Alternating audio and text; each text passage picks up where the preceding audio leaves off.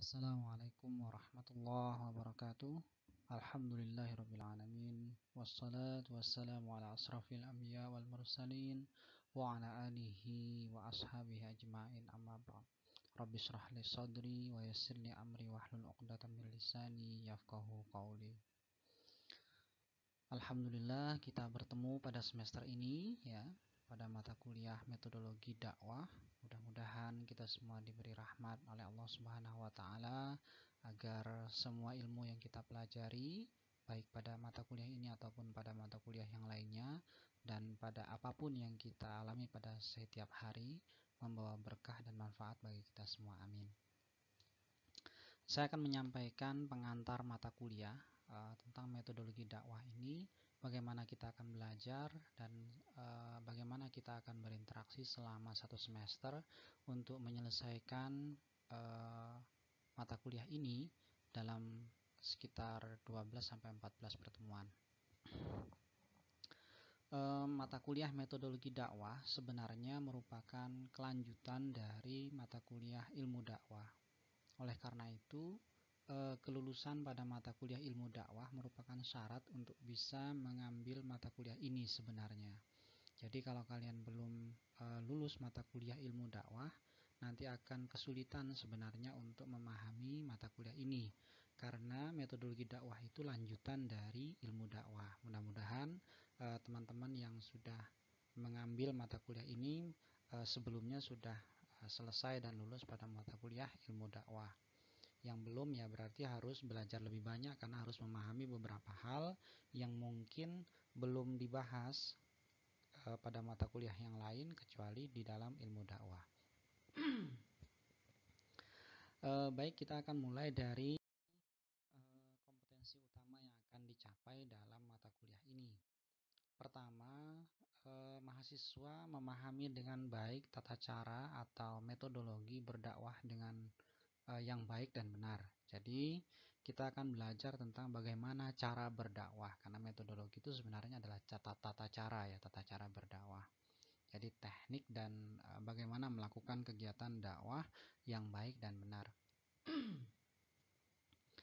Yang kedua, mahasiswa mampu mengaplikasikan ilmu metodologi dakwah dalam bentuk kegiatan dakwah yang profesional, efektif, dan efisien. Jadi harapannya teman-teman bisa mengimplementasikan, mengaplikasikan ilmu ini, ilmu metodologi dakwah ini dalam beberapa kegiatan. Oleh karena itu nanti akan ada penugasan untuk praktikum berdakwah ya, praktikum berdakwah walaupun itu dilaksanakan secara berkelompok, tetapi teman-teman diminta untuk belajar mencoba untuk melakukan kegiatan dakwah.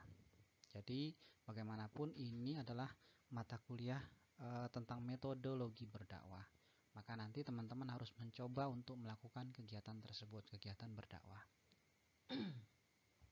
Dan yang terakhir adalah teman-teman mampu mengembangkan pemikiran tentang pengembangan metodologi dakwah untuk mendukung kesuksesan berdakwah. Jadi bagaimana teman-teman memiliki ide-ide kreatif untuk mengembangkan cara berdakwah di era yang sangat dinamis ini, karena kita tahu sekarang ini eranya adalah era inovasi. Jadi dari hari ke hari kita melihat ada hal-hal baru yang didapati dalam kehidupan sehari-hari. Ada tantangan baru, ada masalah baru. Untuk itu dibutuhkan ide-ide kreatif untuk bisa menghadirkan solusi alternatif, terutama dalam konteks dakwah Islamiyah. Ya, mudah-mudahan teman-teman pada akhir mata kuliah ini nanti setidaknya menguasai secara mendasar ketiga kompetensi yang sudah disampaikan tadi. Yang akan kita bahas ruang lingkupnya adalah pertama tentang prinsip dakwah Islam. Jadi bagaimana prinsip dasar dakwah itu dilaksanakan, prinsip-prinsip dasarnya apa saja. Yang kedua adalah metode dakwah dalam Al-Quran dan Hadis. Ini mengenai kajian tekstual dalam Al-Quran dan Hadis tentang cara berdakwah yang sudah tertulis di sana ya.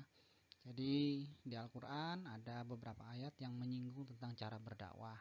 Di hadis sendiri ada beberapa hadis yang menjelaskan tentang bagaimana cara berdakwah. Yang ketiga, kita juga akan bicara tentang pendekatan dakwah kultural dan struktural. Jadi pendekatan atau approach ya dalam bahasa Inggrisnya itu. Pendekatan dakwah secara kultural dan struktural. Nanti kita akan bahas. Teman-teman yang sudah mengambil mata kuliah ilmu dakwah harusnya sudah paham tentang dakwah kultural dan struktural. Kalau lupa ya dibuka lagi bukunya ya, dibaca-baca lagi. Pada pertemuan selanjutnya dari pertemuan keempat sampai ke-10 itu kita akan mengkaji tentang 6 metode berdakwah. Metode dakwah nasihat, diskusi, lalu metode tulis, propaganda, pemberdayaan, sosiodrama, dan kelembagaan. Dan yang terakhir nanti kita akan membahas tentang evaluasi metode dakwah serta pengembangan metode dakwah. Jadi bagaimana metode dakwah itu akan dikembangkan. Jadi kita akan mulai dari evaluasi, lalu kemudian bagaimana mengembangkan metode dakwah. Selanjutnya untuk tugas perkuliahan ya. Ada 4 jenis ya, ada 4 jenis tugas dalam perkuliahan ini. Pertama ada review literatur. Jadi nanti teman-teman seperti biasa diminta untuk melakukan kajian mendalam mengenai satu topik tertentu. Nanti bisa dilakukan secara berkelompok. Ini nanti jadi nanti tugasnya ada yang tugas berkelompok, ada yang tugas individu. Lalu yang kedua adalah perencanaan dakwah. Jadi bagaimana melakukan perencanaan kegiatan dakwah. Lalu setelah itu perencanaan yang sudah disusun itu dicoba diimplementasikan. Setelah diimplementasikan dilakukan proses evaluasi. Jadi tugasnya ini berurut. Pertama melakukan kajian tentang literatur. Jadi membaca, memahami teori-teori tentang metode dakwah. Setelah itu hasilnya kemudian didiskusikan bersama teman-teman yang lain di kelas. Setelah selesai nanti apa yang sudah dikaji tersebut dicoba diimplementasikan dalam satu bentuk perencanaan kegiatan dakwah. Nanti perencanaannya sudah baik, dilakukan proses implementasi, mempraktikkan apa yang sudah direncanakan. Terakhir nanti adalah melakukan proses evaluasi. Jadi apa yang sudah dilakukan itu dievaluasi, apa kekurangannya, apa kelebihannya, apa masalah yang dihadapi, kenapa masalah tersebut muncul, faktor apa penyebabnya, dan lain sebagainya ya. Jadi ini berurut satu kegiatan lengkap dari kajian teoritikal, perencanaan, pelaksanaan, sampai proses evaluasi kegiatan dakwah. Bagaimana kita akan melakukan perkuliahan, mekanisme perkuliahan ya. Jadi ada model perkuliahan yang nanti modelnya adalah diskusi dan presentasi kelompok. Jadi ada satu kelompok yang kemudian melakukan kajian, lalu kemudian mempresentasikan hasil kajiannya dan didiskusikan dengan teman-teman yang lain. Lalu dalam setiap pertemuan ada responsi individu ya, responsi individu. Jadi nanti teman-teman diminta untuk melaksanakan satu tugas yang terkait dengan pertemuan tersebut. Pertemuan sekarang juga ada nanti. Silakan dilihat di siklon ya, dilihat di penugasannya.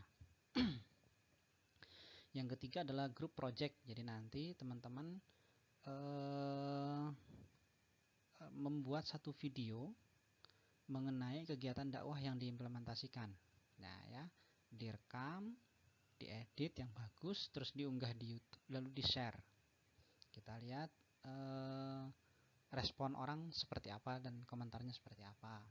Dan yang terakhir adalah ada penugasan individu juga. Nah, ada penugasan individu di akhir nanti sebagai bagian dari penilaian akhir dalam perkuliahan ini. Jadi secara umum ada diskusi dan presentasi seperti biasa itu. Lalu dalam setiap pertemuan ada responsi, itu lewat siklon. Lalu kemudian ada group project, jadi project kelompok. Nanti membuat satu kegiatan dakwah yang tadi disinggung sebelumnya mengenai implementasi kegiatan dakwah. Dari perencanaan, implementasi sampai evaluasi itu kegiatan kelompok sebenarnya. Tapi yang kemudian direkam dan dijadikan video itu kegiatan pada saat teman-teman melaksanakan kegiatan berdakwahnya. Lalu diunggah di YouTube, lalu kita lihat nanti seperti apa hasilnya. Nah, Bagaimana kemudian mekanisme penilaiannya? Nah, jadi yang kita hitung itu dari responsi individu. Itu 30%, penugasan kelompoknya itu 30%, lalu penugasan individunya 40%.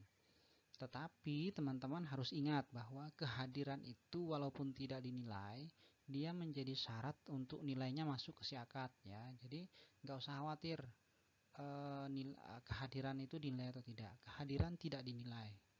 Karena kehadiran itu nanti diganti dengan responsi. Karena hadir saja tapi tidak merespon itu tidak mengindikasikan belajar ya. Tapi kehadiran dibutuhkan, makanya kemudian teman-teman harus mengisi absensi dalam setiap pertemuan di siklon. Silakan dilihat dan diperhatikan bagian paling atas di absensinya, presensinya itu diisi ya. Nanti kalau nggak ngisi ya bisa dianggap tidak hadir. Dan tidak usah khawatir, absensinya itu di set dari jam perkuliahan sampai jam 9 malam. Jadi ngabsennya pokoknya di hari itu masih boleh kapan saja sebenarnya. Jadi pokoknya mata kuliahnya dimulai dari jam 7 pagi. Ya sudah, dari jam 7 pagi sudah bisa ngabsen. Terakhir ngabsennya nanti jam 9 malam. Yang agak kurang beruntung itu kalau kuliahnya agak sore, pokoknya jam 3 sore. Ya berarti waktu absensinya tidak lama. Dari jam 3 sore sampai jam 9 malam. Oke ya. Jadi kehadiran dalam bentuk absensi itu tidak dihitung. Tetapi kalau tidak ngisi absen, bisa jadi nanti tidak bisa masuk ke si akad nilainya, terutama kalau jumlah kehadirannya kurang dari 70%. Jadi jangan lupa untuk absensi. Referensi, ya ini beberapa referensi yang bisa teman-teman baca untuk memperkaya tentang kajian ini ya. Tapi di luar yang sudah tertulis di sini boleh menggunakan referensi-referensi yang lain. Ini sebenarnya buku-buku yang terkait dengan metode dan metode ilmu dakwah.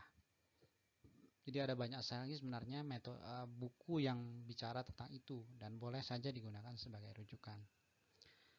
Demikian yang bisa saya sampaikan sebagai pengantar pada pertemuan kali ini. Mudah-mudahan bisa menggambarkan tentang bagaimana kita akan melalui satu semester pada mata kuliah metodologi berdakwah. Jika ada pertanyaan, silahkan disampaikan lewat forum diskusi di Siklon atau bisa langsung ke saya lewat WA ya. Demikian, billahi taufiq wal hidayah. Assalamualaikum warahmatullahi wabarakatuh.